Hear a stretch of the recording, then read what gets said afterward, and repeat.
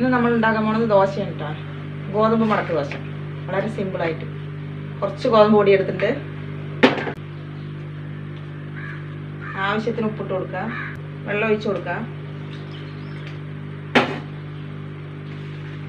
നന്നായി കലക്കിയെടുക്കുക.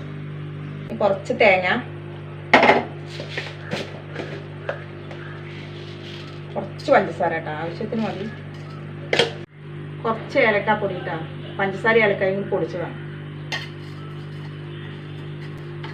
ഈ ദോശ ഇട്ടെടുക്കുക.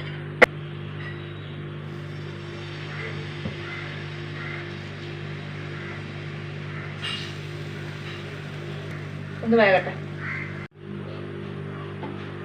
നമുക്ക് ദോശ മറിച്ചിട്ട് കൊടുക്കാം. ഇനി നമ്മുടെ തേങ്ങയും പഞ്ചസാരയും കൂടി ഇട്ട് കൊടുക്കണം.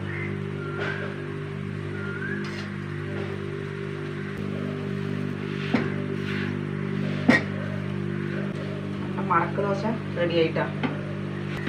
ശർക്കര ഇടാട്ടത് സൂപ്പർ ടേസ്റ്റാണ്. അങ്ങനെ എല്ലാവരും ഉണ്ടാക്കും. ഉണ്ടാക്കാത്തവരൊന്നും ഉണ്ടാക്കി നോക്കട്ടെ. അപ്പോൾ ഇഷ്ടപ്പെട്ടാൽ സബ്സ്ക്രൈബ് ചെയ്ത് നമ്മളെ ഫോളോ ചെയ്യട്ടെ.